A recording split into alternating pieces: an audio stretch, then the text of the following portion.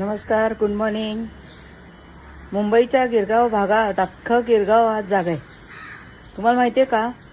कारण गेल्या काही दिवसात आता जवळजवळ तिसऱ्यांदा मध्यरात्री वीज पुरवठा इथे खंडित होतो. पूर्ण गिरगाव एरियामध्ये अजून वीज पुरवठा आलेला नाहीये.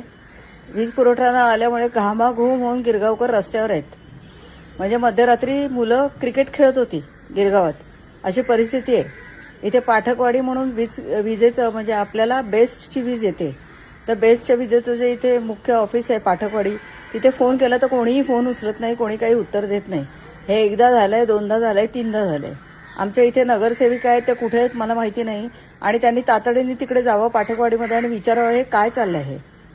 आणखीन दुसरी गोष्ट, आमच्या इथे भाजपचे आमदार आहेत मंगलप्रभात लोढा, जे प्रत्येक ठिकाणी अत्यंत सक्रिय असतात. त्यांनी आजच्या आज जाऊन बेस्टमध्ये जाऊन विचारावं की काय चाललंय, का सतत त्यांनी वीज जाते. म्हणजे मुंबईत गिरगावात कधीच वीज गेली नव्हती.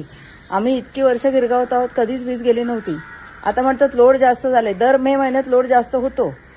हे काही नवीन नाहीये, ही जुनीच गोष्ट आहे.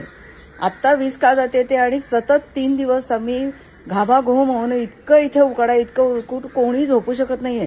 आणि पाण्याची पण आता सोय, जास्त पाणी आलेलं नाहीये, त्यामुळे गिरगाव पूर्ण जागा आहे. याचं कधीतरी कोणीतरी उत्तर तर द्या आम्हाला. बरं, एकाने फोन केला होता, तर फोनला त्यांनी असं उत्तर दिलं की मेन केबल पलटी झाली. आता त्यांच्या भाषेत पलटी झाली म्हणजे काय मला माहित नाही, पण त्यांनी असं सांगितलं की मेन केबल नादुरुस्त झालेली आहे. आता नादुरुस्त झाली म्हणून त्यांनी म्हणे एका ठिकाणी प्रयत्न केला ती दुरुस्त करायचा, पण ते अपयश आलं म्हणून आता दुसऱ्या ठिकाणी प्रयत्न करतायत दुरुस्तीचा. हे उत्तर आम्हाला तिथल्या एका माणसाने शेवटी दिलं 100 वेळा फोन केल्यावरती. पण अधिकारी काय करतायत? अधिकाऱ्यांनी तुम्ही एक पत्रक काढायला नको काय नेमका प्रॉब्लेम आहे म्हणून.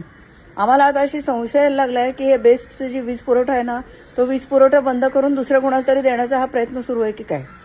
इथे जवळ मलबारीला तुम्हाला माहिती आहे की रिलायन्सचे जे मुकेश अंबानी आहे त्यांचा टोलेजंग असा बंगला आहे. आणि त्या बंगल्याच्या शेजारी जवळजवळ लागूनच म्हणा तुम्ही बेस्टची कॉलनी होती, बेस्टच्या ऑफिसर्सची कॉलनी होती. ती काहीतरी यांनी कारणं काढली आणि त्या ऑफिसर्सची कॉलनी आता रिकामी केली.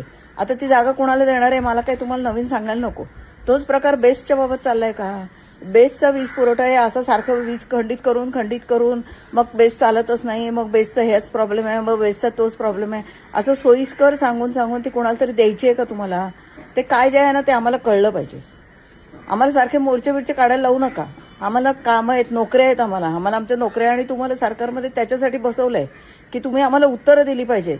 मंगलप्रभात लोढाजी आणि इथल्या नगरसेविका जरा उठा, जागृत व्हा आणि आम्हाला उत्तरं द्या की सारखा इथे वीज खंडित का होते बेस्टची. धन्यवाद.